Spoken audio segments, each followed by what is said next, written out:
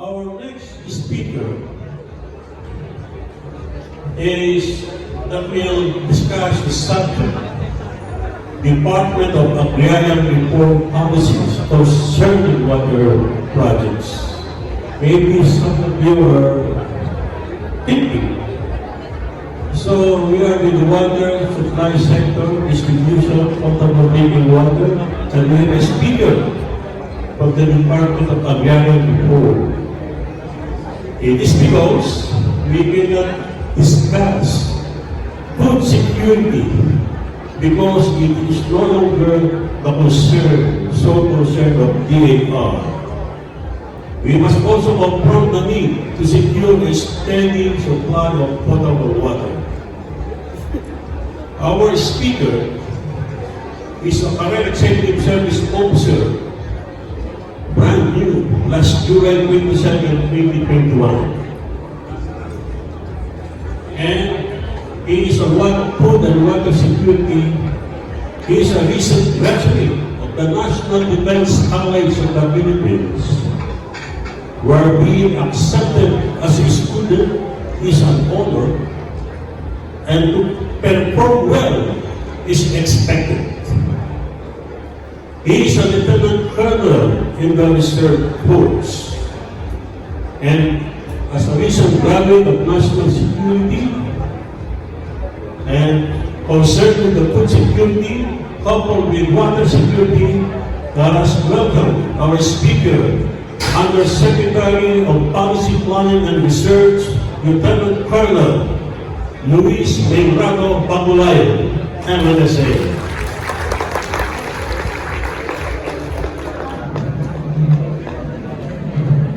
Isang magandang hapon po sa inyo lahat. Thank you very much, my friend Tony, for that wonderful introduction. I would like to greet all the partners of government in addressing the needs of our countrymen when it comes to this very vital, important resource, water. I would like to also first congratulate the organizers, the officers of the Philippine Waterworks Association Incorporated, especially the President, Attorney Vicente Hoyas. Sir, good morning po. Good afternoon. I would like to also greet the officers and directors of the PWWA. I would like to especially mention Director Joel De Jesus, my very good fraternity brother who is here. And I would like to greet first Chief Executive Officer of Maynilad. I mentioned that during the last time we met, my fellow parent in the Northfield High School a long time ago, CEO Non Fernandez, and the CEO of MWC, my provider, because I live in the area of covering MWC, CEO Joshue De Dios. And of course, I would like to greet all the way from the land of the rising sun, Mr. Azuma Toshihiro, for being with us. Isang magandang hapon po muli sa inyo lahat.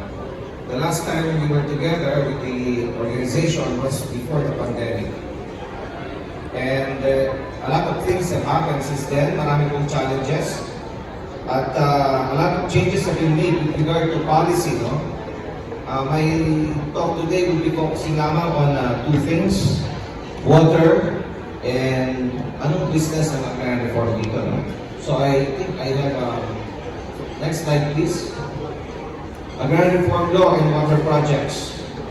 Well, agrarian reform law and water projects at first glance they seem to be two different concepts. Isa lupa, isa tubig, no? Pero they're very much related. Next slide please. When we speak of agrarian reform, we're talking about the redistribution of land. It is a social justice agenda of our government. It's in our constitution, give land to the landless. Next slide, please. The lead agency is our Department of Agrarian Reform. If you will recall, during the speech, the State of the Nation address of President Ferdinand Romualdez Marcos Jr., he mentioned agrarian reform. Number one, We will impose a 1-year moratorium in the payment of their awarded lands.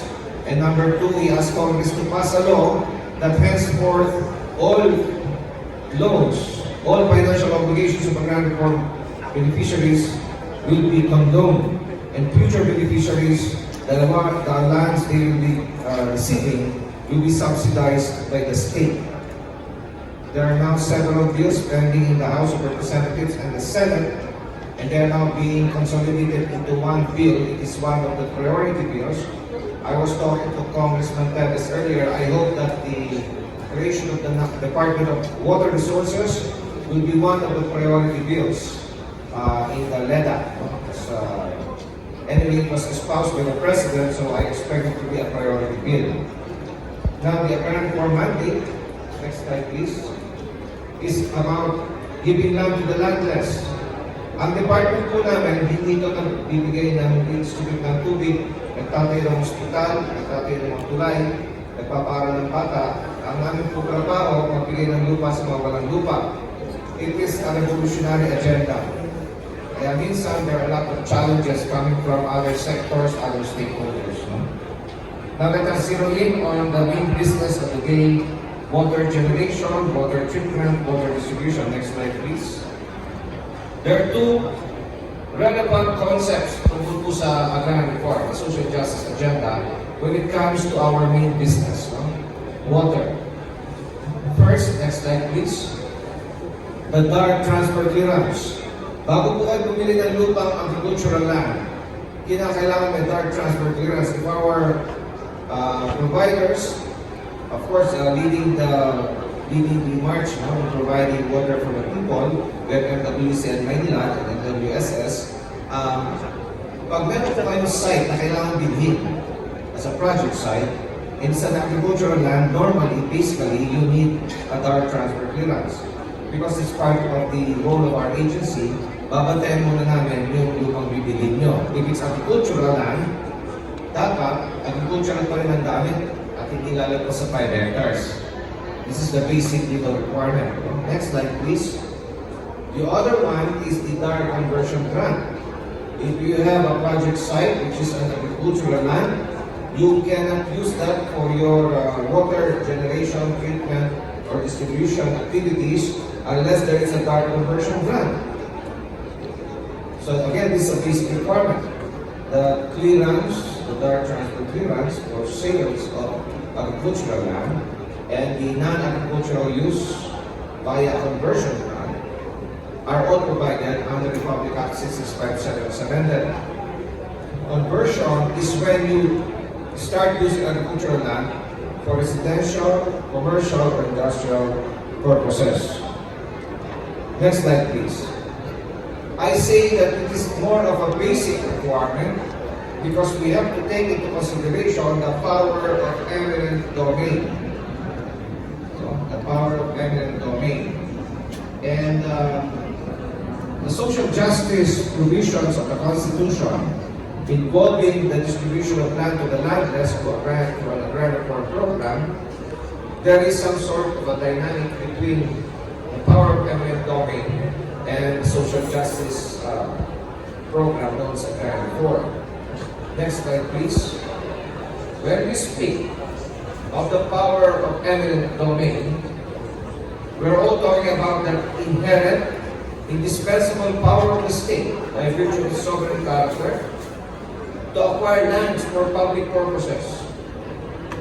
It is the exercise of the power which prevails over several concerns like the non-impairment clause of contracts.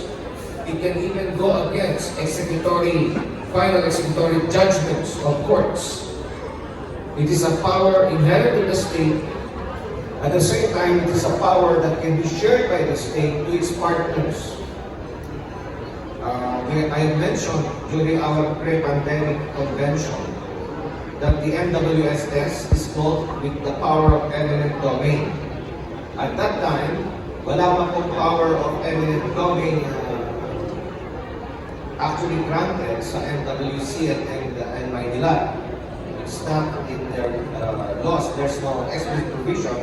It is just a matter of delegation given by MWSS because of the water franchise. However, several things have happened since the pandemic. Right now, there is a new law governing MWs and Manila, and they have been given the power of eminent domain. So just like MWSS, they can exercise that power for purposes of utilizing lands, public, private lands, even agricultural lands, for water generation, distribution, and treatment, and other related activities. Next slide, please. In a Supreme Court decision, I'm sure our President is also aware of this. There was one decision of the Supreme Court where the issue was, can DAR evaluate through the DAR transfer clearance or the DAR conversion grant actions of local government units with regard to exercising the power of eminent domain. In the case of Province of Camarines Sur versus the Court of Appeals, nagkaroon po ng ganong demandahan issue. Kasi ginamit ng LGU, local government unit, certain parcels of agricultural land for their projects. DAR said, bakit kinakailangan ng conversion grant? Bakit kinakailangan ng transfer clearance? Sabi ng Supreme Court, hindi. DAR cannot interfere with the exercise of the power of eminent domain. They cannot do that. So, to all our providers, pag meron po kayong hinarap na project and you'll be using, tapping agricultural lands as site, you have to take into consideration if the lead agency or the lead proponent may use the power of eminent domain. And this jurisprudence, this Supreme Court decision will come into play. Next slide, please. Sabi nga ng Supreme Court, subjecting the provincial government to the authority of the DAR to approve conversion of agricultural lands expropriated by government diminishes that power of eminent domain. It will be ultra vires for DAR, an ultra vires act for DAR, if it will review or evaluate such prerogative. That prerogative of the LGU may apply to providers of services in the water business. As I've said, it is clear, by analogy, we can find a reason to say na basta we're coming from a public purpose, public use, it will benefit the people, and it is based on an actual grant of the power of eminent domain, you may be able to proceed without going through the DAR transfer clearance or the DAR conversion grant as a matter of policy. Next slide, please. However, friends, there are limits in the exercise of the power of eminent domain. And this will guide us, this will guide our organizations in this regard. Next slide. Number one, the property to be taken must be private property. Number two, there must be that genuine necessity to take the private property for the project. Number three, the taking must be for public use. Number four, there must be the payment of just compensation. Just compensation, babayaran nyo yung may-ari ng lupa. And number five, you must comply with the requirements of due process. What is due process? Iba sabi sa Constitution, no one shall be deprived of life, liberty, or property without due process. Pinakailangan kinausap ko sila, you give them notice, you give them the opportunity to discuss this, and then there's a decision given by a third party or arrived at by both parties. So these are the limitations. Absent one of these elements, the exercise of the power becomes irregular. Now, in one of our legal opinions which I issued to NWSS, I mentioned about the Right-of-Way Act. Next slide, please. This is Republic Act number 10752. I am sure most of you are familiar with this. It is an act facilitating the acquisition of right-of-way sites or locations for national government infra projects.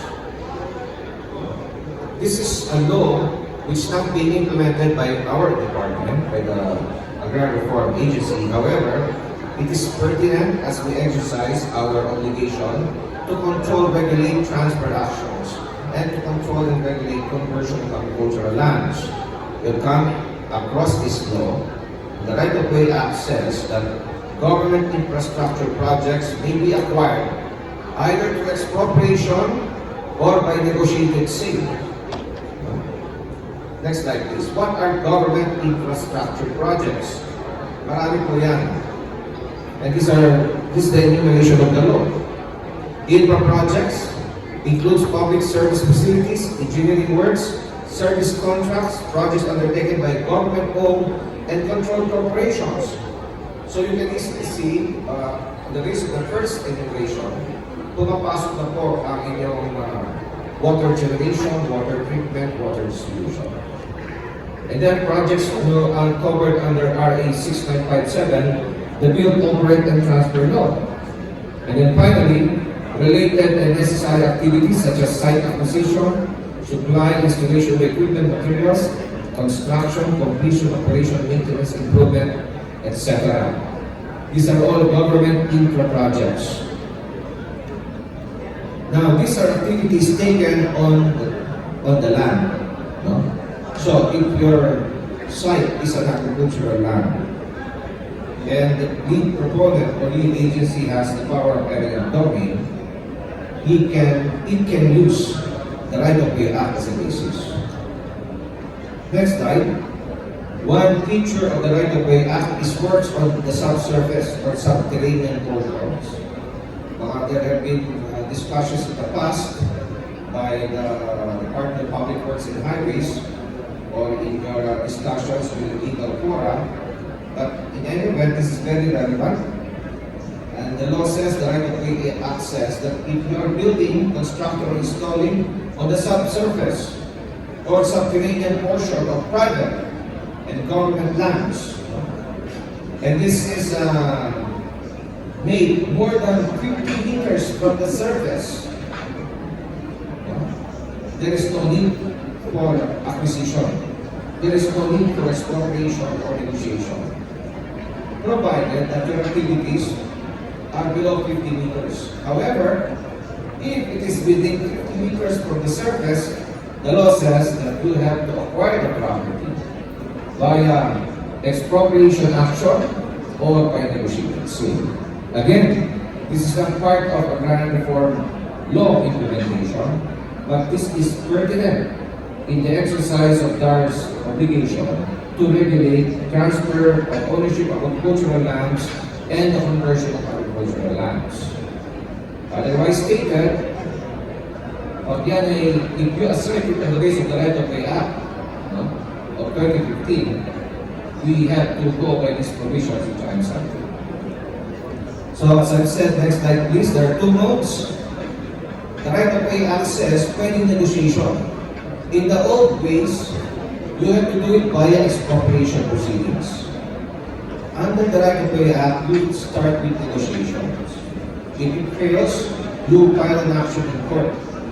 Once you file an action in court and you deposit the amount as offered by the agency or the proponent, the court will allow you to take possession of the site. That's the Right-of-Way Act. Next slide, please. Now, ano po yung role ng DAR in such projects? Ang role po ng DAR sa mga projects ninyo, batayan po yung mga actual dealers sa lupa. Tiyakin po na walang magsasaka doon o dealer doon na maapektuhan o maagrabyado. Trabaho po namin yan. So kahit may water project kayo at wala na po kami pakialam sa conversion o wala na po kami pwedeng pakialam sa transfer action dahil exercise of the power of eminent domain, babantayan po namin ang kapakanan ng mga magsasaka. Next slide please. So if you have water projects on agricultural land with tillers, ito pong titiyakin namin through our provincial offices. Anyway, sa DAR naman po, we have yung ahensya namin, meron po kami yung barangay officers, meron po kami municipal agrarian reform program officers, provincial agrarian reform program officers, and regional directors. Para bantayan po ang mga projects. We are there as your partners. So we have to ensure the following. Number one, that the acquisition is in accordance with law, specifically our laws and the Right-of-Way Act. Number two, that the land, the agricultural land, is actually directly and exclusively to be used for the fulfillment of the mandate of the lead proponent, and the rights of the beneficiaries are well protected. Next slide, please. If any of those elements are absent, we will require a power transfer clearance. We will require a conversion grant. Now, next slide, please. Assuming wala pong power of eminent domain that comes into the picture. Assuming you cannot apply the right of way act. Nahihirapan po ba kayo? Pahirapan ba kayo ng ahensya? Ang sagot po dyan, hindi po. Dahil we recognize water, generation, treatment, and distribution as projects critical in the new normal. Projects critical as we address the challenges of the pandemic. Next slide, please. We have given priority to water projects. In the conversion, assuming that you will require, that the law will require that you go through conversion, we have done things to speed it up at ensure na yung projects kaya maproteksyonan. We have come up with certain administrative orders which give priority to the following projects. Number 1, agro-industrial businesses. Number 2, telecommunication projects. Number 3, mass housing. Number 4, energy generation. And number 5, last but not least, water generation, distribution, and treatment. Water, as concerned, is part of the 5 critical projects. Processes for its conversion is being streamlined by the Department of Land Reform. Next slide. For instance, you will no longer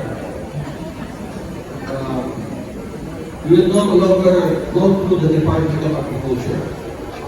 Wala na pong NTEC loan, RTEC loan na lalapitan sa conversion applications ng water project.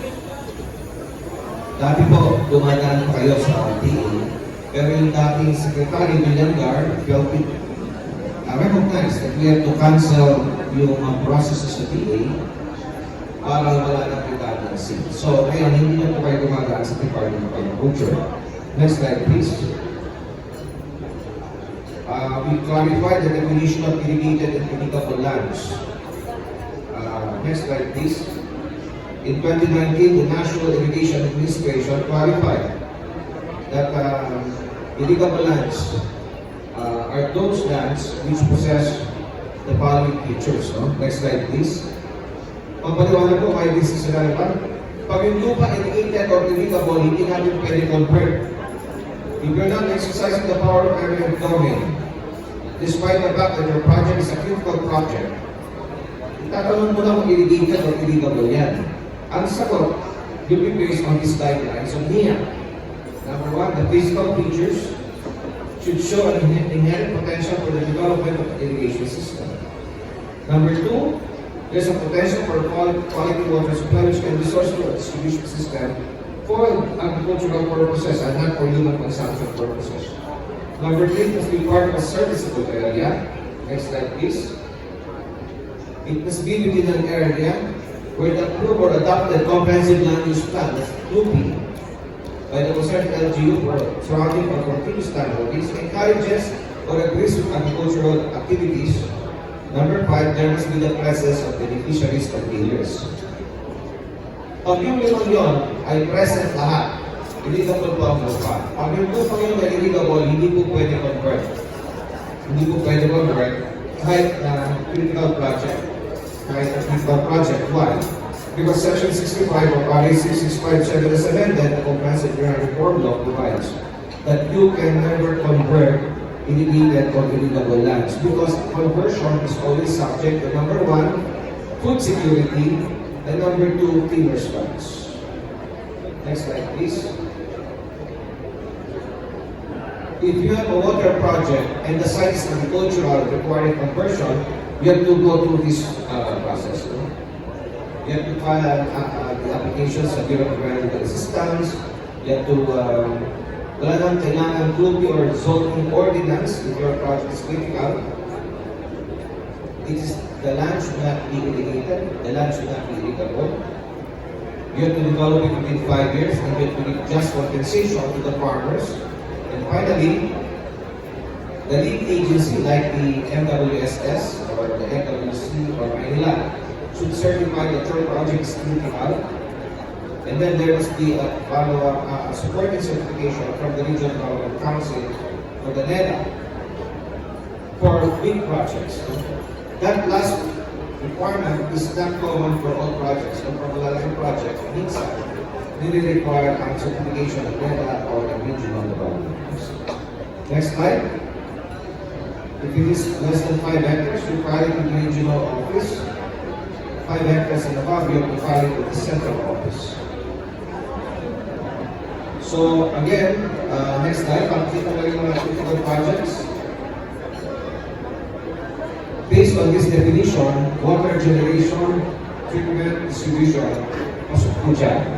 So, makakaasa po kayo na we are giving priority to water projects. Next slide.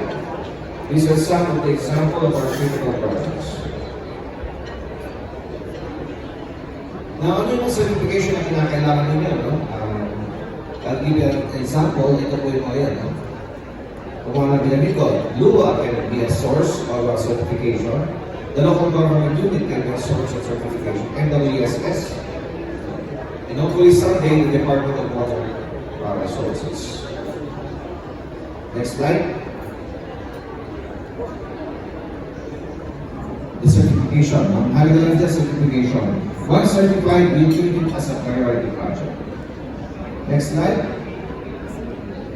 Friends, avoid illegal conversion. If you convert something, agricultural piece of land for residential, commercial, industrial use, without that approval, you might be prosecuted for the crime of illegal conversion under Section 73 and 74 of RA 6657 surrendered. But that will only happen if your project will require conversion. The project will not require conversion is not a critical project covered by the exercise of the power of eminent domain. Next slide. These are some instances where there is illegal conversion. Sa karanasan ko po naman, wala pa akong nakita na water project na medyo nasa side ng Agrarian for avoidance or evasion. Wala na po.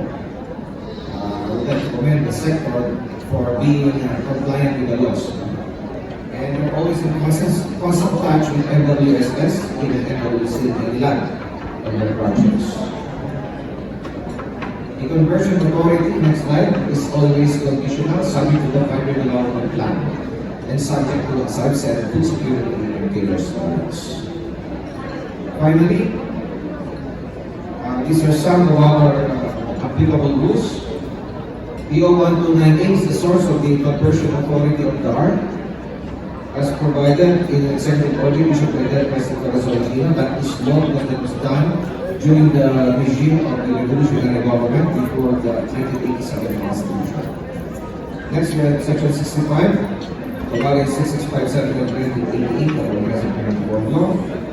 Those administrative orders from GAR provide for the procedural and substantive requirements for conversion. So that, ladies and gentlemen, is the big picture on how GAR assists the water project. Maraming salamat po, and let us be partners in national development. Alam niyo po, national development is not all about protecting the sovereign, protecting our borders. It is more on ensuring that the way of life, well-being, and welfare of the Filipino people are always enhanced and protected, and our core values preserved. Again, maraming salamat po. Kapoy Kapoy.